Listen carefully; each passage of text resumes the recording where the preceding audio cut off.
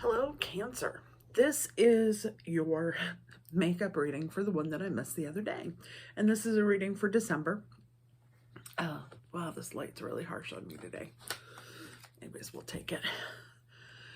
So I started out, I did a reading. It was fantastic. And then I went to upload it and it disappeared on me. So and I'd put something up, I'd put the Gemini up with the Cancer one. So if you saw that, please, I apologize. But definitely wanted to make sure that I got a reading out for you. I don't know what was up with that. That was really weird. I'm not alone. I had a reading from Danny Shea yesterday, and he had to do it twice because the first time the sound was off. So there does seem to be some issues with mechanical things at this point. All right, so by the way, if you haven't checked out Danny Shea, go over and check him out. He's known as the Bathrobe Tarot. He is awesome. He is one of the main reasons why I'm doing this. I just love his sincere nature. He's really good. He's really good. All right, so Cancer. Let's focus on this today. So what I'm doing is spiritual, physical, and emotional or mental state for you for the month of December. We're also doing the beginning, the middle, and the end of the month. The cards are already popping out, but we're going to put that one back in here. And then we'll do some clarification on that as well. So what do we need to know for Cancer for December? What do we need to know for December for Cancer?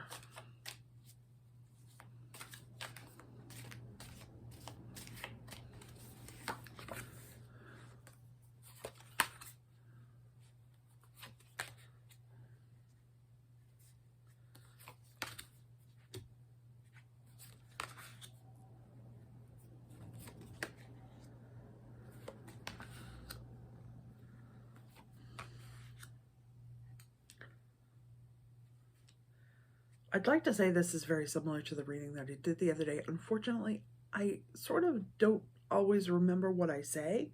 I sort of go into this spot where I read and I just read, and I don't always know what it is that I've said afterwards. So sometimes when people comment, I have to go back and look at it and watch it again because I'm not sure what they're referencing. So, and it's not that it's not true, it's that I just kind of zone. I go into a zone. All right. So, December is going to be, we're all feeling a bit worn out from November. November was, well, we had the lunar eclipse in Scorpio. Everyone was a little bit, I want to say the energy running, it was running into Thanksgiving was very much of our energy was high. We were trying to come into a place of, we all knew we were going to be to Thanksgiving. A lot of us were the first times we had been back with each other for a long time. And so there was this energy of wanting to do things right, but things not going quite the way that we wanted to. Whether it was old emotions that had come up, that sort of from the lunar eclipse, from the Scorpio and Sag energy that was out there. There was sort of this underlying current that made it not quite feel comfortable. So, you know, perhaps you tried really hard to make things work and they didn't quite work for you. I'll give you an example of this. And this, I'm not a Cancer. My father is. But I had been binge watching. Now, first of all, let me preface this by saying I am a horrible cook. And I have been told I was a horrible cook from the time that I was a teenager. And mostly it's because my attention was never fully on cooking. I don't pay attention to it. I tend to burn things because I'm not, you know, I'm overworking on something else. It's just not where my true nature was. And so I have been told that. So going into this, I really wanted to present this picture perfect Thanksgiving dinner.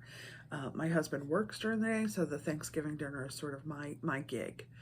And so I got it the day before. I was working on the pies. I was binge watching the Baking Holiday Challenge on Home and Garden. And I was determined that those pies were going to be perfect. And I baked the shells, and they did right. You know, I blind baked everything. I was making chocolate cream pie, so I blind baked them. The crust came out awesome. I was so happy. And then I went to fill them up, and the bowl the first one was fine, and then the bowl slipped out of my hand, and it fell into the pie shell. So it took out not only one pie, but it took out both pies. And so they were okay. I fixed them. You know, we ate them. That was not a problem. But it was sort of a deflation for me, because I had wanted so badly for it to be perfect. So it was sort of the universe's way of saying, you can't control everything. And I think for Cancer, that's sort of what we're looking at here. Yeah, in the beginning of your spiritual, you have the Hangman. And in this case, I think it's clearly saying, or it's saying to me, that you need to, the control is not yours. Whatever happens, happens. And it's not going to be, it's not that you don't have free will and all of that to carry on. But there are certain events that are going to happen throughout December that are going to have you outside of your comfort zone. And I know Cancer likes to sort of float on an even keel. Takes a lot to get them angry when they do. It's a very emotional anger, because they take things so hard inside. And Cancer is, to me, is a lot like a Pisces in that they want everybody to be happy. They want everybody to be happy. So when that doesn't happen, they tend to take it on themselves, even when it's not them. Okay. All right. So this is asking you from a spiritual standpoint. We're coming into December with this sort of feeling that things have been turned upside down. You're not where you thought you were going to be at this point in your life. And I think that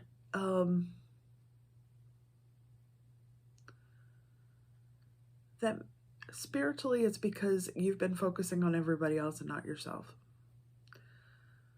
So there's going to be a truth within the middle of the month that is going to come out. It's sort of going to be a call to recognize that within you. It's going to be that point where you need to sort of come to bearing with what is going on around you. And it ends the month with the Justice card. So really, even though this may be, it feels like what's happening is external, but what you're dealing with is your reaction to it, your understanding of the situation, your how you make peace with it. And it'll come to a culmination at the end of it. Justice doesn't mean bad. Justice just means an ending to it. You know, there's a decision, it is finalized, and not necessarily the ending, but there's a decision being made, and okay, we know where we're at, right? Physically, you know, you're being called to pull on your own strength. And not only your strength, but don't be afraid to pull on the strength of others. I think that Cancer tends to be they tend to think that they can't ask for that. And that's really not what that's about. It may be out of your comfort zone to ask for it, but you need to do it. If you are feeling overwhelmed, if you are feeling that the situation around you is too big, please ask for help. You know, take that opportunity and understand that it's not a weakness to do that. Middle of the month, we have the Three of Wands. It's definitely an, Aries Leo Sag energy dealing with here. There is an opportunity to expand there. He's looking at, the thing about this card that strikes me is this is the steampunk deck. So with the steampunk deck, he's got these 3 lights of intuition above him, right? They're illuminating him. And he has that glass on the past. He's looking at the past. So I think there's a lot of deep introspection going on for you here. And some of that may be shook up with the solar eclipse that's coming on the 4th. Whereas the lunar eclipse was about bringing up all of that. The solar eclipse is going to be about getting rid of it, right? And, paying dues. This is what this one is. This is the 4 of Pentacles. And it's really, it can be paying dues, but it can also be appreciating what you have. I think we have our expectations and the universe has their expectations. So it's understanding that you need to recognize all of your accomplishments, not just those ones that you value, but the things that maybe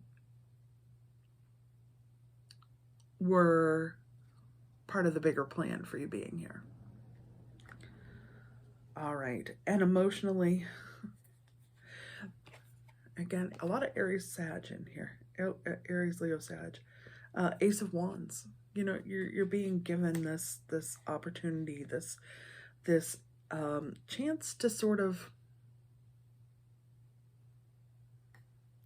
to me, this brokers peace.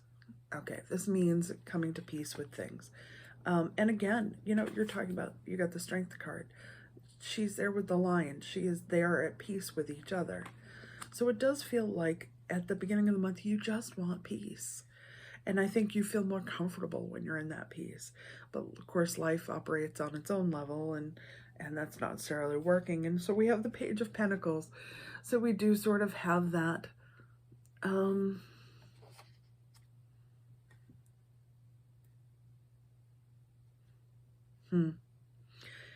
it feels like you want to move forward. You may have some misgivings about it.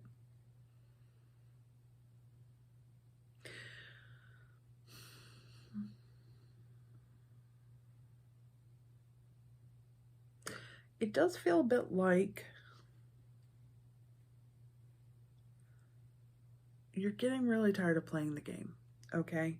And this is asking you to take stock of it so that you can move forward. The Page of Pentacles is a youthful energy, and it's an opportunity to move forward and go on, all of that. But there, she's coming out of the shadows, and I think that is very symbolic in this. And it's asking you to step away from, maybe there was a lot of melancholy going on, a lot of attention on the past. It's asking you to look forward and move forward. Definitely, by the time we get to the Queen of Swords at the end, which is the outcome of this, it definitely feels like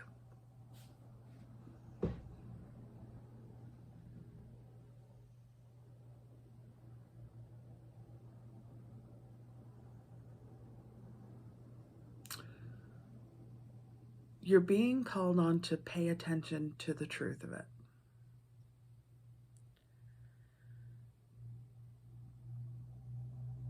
And it's not harsh. It's not a harsh, this is it. It's asking you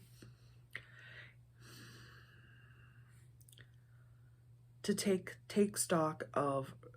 true stock of what's going on around you. To understand your place in it. It's asking you to call on those things that are your strengths to help move you forward. It is also asking you to not to focus on the past, but to focus on moving forward. All right. Let's see. We're going to clarify that. We'll use the Rider-Waite to do that. Okay. And for Cancer, I want to clarify this journey. What is this journey? Clarify. Cancer, what is it you're being called upon to do?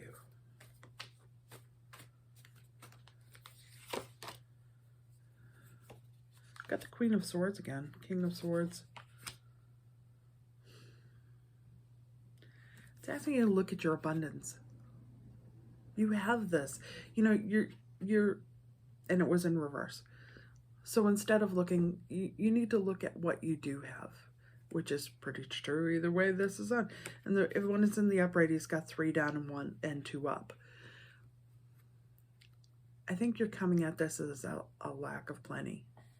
And you need to focus on what you do have, not what you don't have. King of Swords says, whatever these truths are, you can handle them. Whatever the situation is, you have the control. And you're not alone because you have the Queen of Swords again. We have the Queen of Swords twice. So there is this female energy that is coming forward that is strong.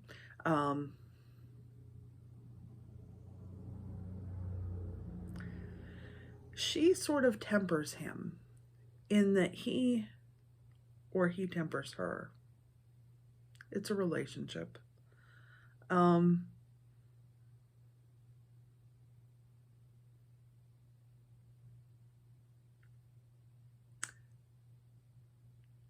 Yeah. So it feels like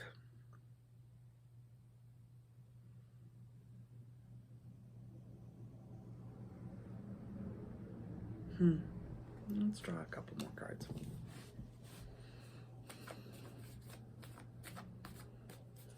Clarify the King and Queen of Swords. What do we need to clarify the King and Queen of Swords?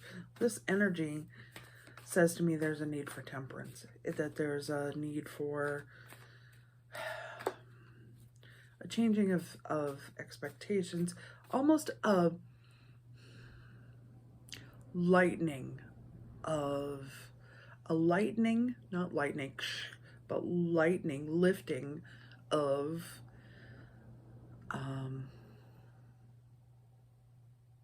burdens, energy, truth. There's a real reminiscent energy to this whole thing.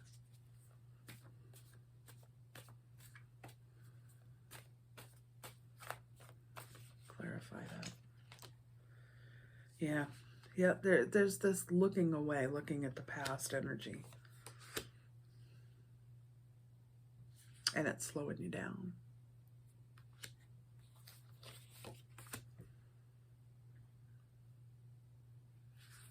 But it is all within you. You have, there's such a host of emotions in here, and it really feels like you're getting bogged down by the energy that came up during the lunar eclipse. And so you've got to find a way to push through that and get past it and move on. And I know that this time of year is really hard for people because they find it hard to move forward when it feels like the world is sort of shutting down around them. But it definitely feels like this melancholy is there, you know, like it's heavier. All right. Sorry, I wish I had a better reading, but I hope this helps. You know, if it helps a little bit, I hope it does. You know, definitely if it doesn't resonate with you, then it's not for you. If it, you know, if one little piece of it resonates, great. That's fantastic. I hope it does. It may be for somebody else, or it may be for somebody around you that you know.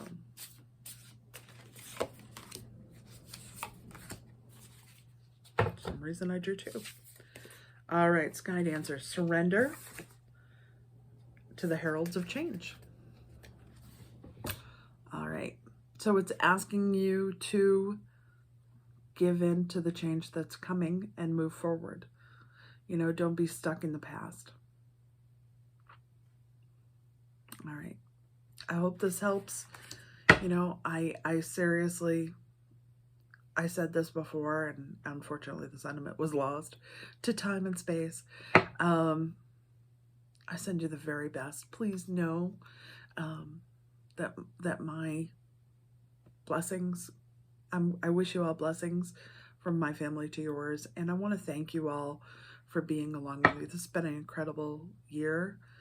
I've got some stuff coming up that's going to be just mind-blowing to me.